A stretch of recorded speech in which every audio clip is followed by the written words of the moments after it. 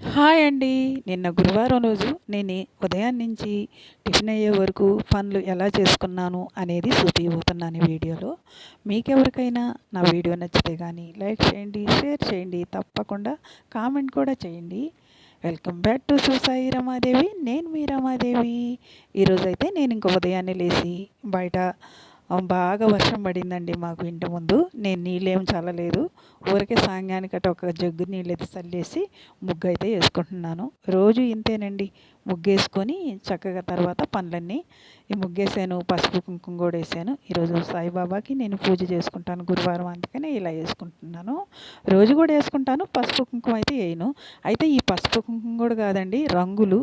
పసుపు కుంకుమ కాళ్ళ కింద పడి తొక్కకూడదు, చెప్పుల కింద అంటారు కదా, అందుకని అది ఎరుపు రంగు పసుపు రంగు వేస్తాను. పసుపు కుంకుమలాగే ఉంటుంది. ఇంక ఇక్కడ ఇంట్లోకి వచ్చేసి ఇల్లంతా కూడా తుడుచుకొని వచ్చేసాను. తర్వాత మాప్ పెట్టుకుంటున్నాను. అయితే ఈ మాప్ పెట్టుకునే దానికి ఒక లిక్విడ్ చూపించాను కదా, ఇది నేను వెస్టేజ్ కంపెనీ స్టోర్లో తెచ్చుకున్నానండి. చాలా బాగుంటుంది, మంచి స్మెల్ వస్తుంది. అయితే కొంచెం అంత వేస్తే సరిపోద్ది, మూతలు మూతలు పోయబడలేదు.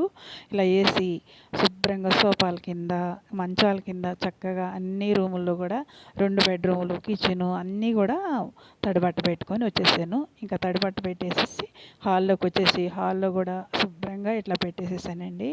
మా ఈ తెల్ల బండలు కాబట్టి అసలు ఊరికే నల్లగా అయిపోతాయి, అందుకని రోజు పెడుతుంటాను నేను. ఎప్పుడో ఒక రోజు పెట్టను. ఇంకా ఇలా తడిబట్ట పెట్టేసుకొని శుభ్రంగా అన్నీ ఆ చివరి వరకు వచ్చేసేసాను. వచ్చేసిన తర్వాత ఇంకా అయిపోయిన తర్వాత బాటిల్ అన్నీ నీళ్ళు పోసి పెట్టుకోవాలి. ఈ బాటిల్ ఉన్నాయండి, ఫ్రిడ్జ్లో పెట్టేసుకుంటాను ఈ బాటిల్తో. తర్వాత టీ పెట్టుకుందామని వంటింట్లోకి వెళ్ళి ఇంకా గిన్నెలు సర్దుకుంటూ టీ పెట్టుకుంటున్నాను. నైటే నేను స్టవ్ గిన్నెలు అన్నీ కడిగి పెట్టేసుకుంటాను కాబట్టి వంటింట్లో పని అంత ఏం ఉండదు. కసువులు చిమ్మడం, తడిబట్ట పెట్టడం తప్ప.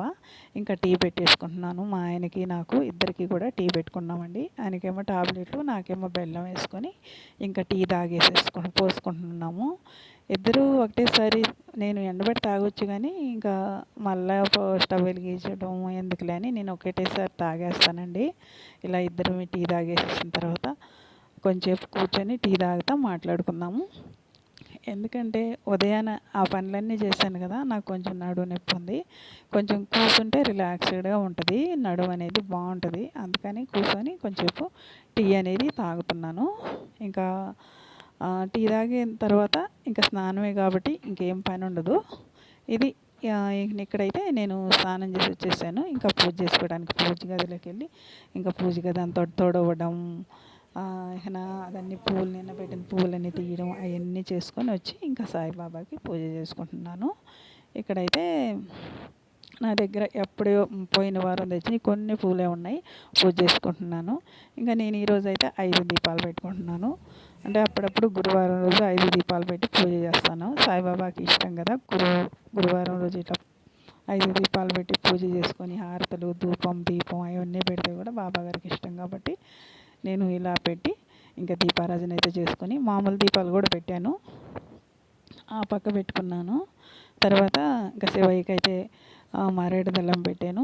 ఇంకా దీపాలు వెలిగించిన తర్వాత కుంకుమ, గంధం, అక్షింతలు దీపాలకు సమర్పించి దీపం జ్యోతి పరబ్రహ్మ నమస్తే అని నమస్కారం చేసుకొని ఇప్పుడైతే సాయిబాబాకి పువ్వులతో పూజ చేసుకున్నాను. బాబాగారికి అక్షింతలు, పువ్వులు ఏమన్నా పర్వాలేదు, పూజ చేసుకోవచ్చు. ఉత్త పువ్వులతో కూడా చేసుకోవచ్చండి.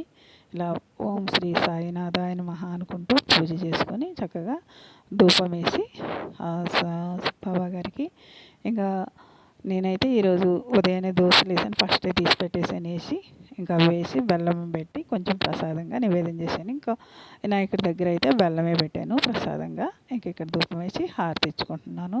అగరబత్తులు ధూపం కూడా వేసేసాను. అన్నీ అయిన తర్వాత హారతి కూడా ఇచ్చుకొని నమస్కారం చేసుకోవాలి. ఇక్కడతో అయితే పూజ అయితే పూర్తవుద్దండి. ఎందుకంటే మనం అడావుడేం లేదు, సింపుల్గా కొన్ని గిన్నెలు కడిగే పనులు, వంటలు చేసే పనులు పొద్దున్నే అవి లేకపోతే ప్రశాంతంగా పూజ చేసుకుంటాం కాబట్టి నా పూజ అయితే అయింది.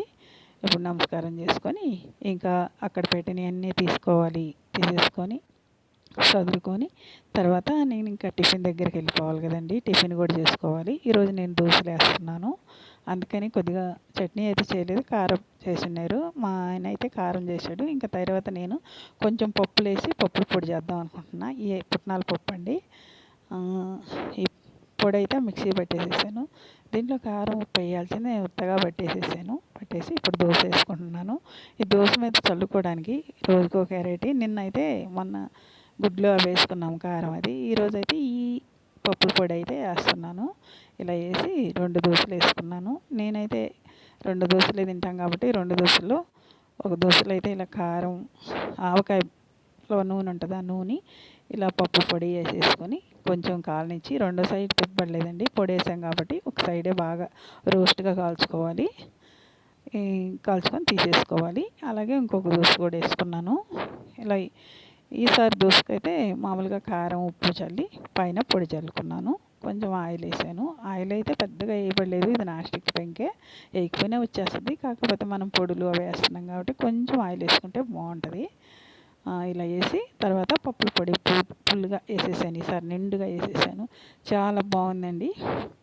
రోజు ఒకేలా కాకుండా దోశ ఒకరోజు గుడ్డు, ఒకరోజు కారం, ఒకరోజు ఇలా పప్పుల పొడి అలా వేసుకుంటే బాగుంటాయి తినడానికి. రోజు ఒకటేగా లేకుండా బాగుంటాయి. చూడండి ఎలా రోస్ట్గా కాలిందో, ఎర్రగా చూపిస్తున్నాను మీకు. ఇలా తీసేసుకొని ఇంకా చట్నీ కొద్దిగా ఉండింది, ఆ చట్నీ ఈ కారంతో ఈ పొడితో ఈ దోశలు అయితే ఈరోజు టిఫిన్ ఇలా ఉందండి. మీరైతే ఎలా చేసుకుంటారు? రోజు 3 రోజులు దోశలు వేసినప్పుడు ఇలా 3 రకాలుగా చేసుకుంటే బాగుంటుందని నేనైతే ఇలా చేశానండి. మీకు ఏ పాట నచ్చినా లైక్ చేయండి, షేర్ చేయండి తప్పకుండా. తర్వాత ఇంకా దోశలు తింటున్నాను. ఇంకా హాల్లోకి వచ్చి కూర్చొని టీవీ చూసుకుంటా మాట్లాడుకుంటా, మా ఆయన మా అబ్బాయి కూడా ఉన్నారు, హాల్లో కూర్చొని మాట్లాడుకుంటా దోశలు తింటా. ఇదేనండి ఈరోజు వీడియో. మీకు అందరికీ నచ్చితే లైక్ చేయండి, తప్పకుండా సబ్స్క్రైబ్ చేసుకోండి. ఓకేనండి, బాయ్, ఉంటానండి.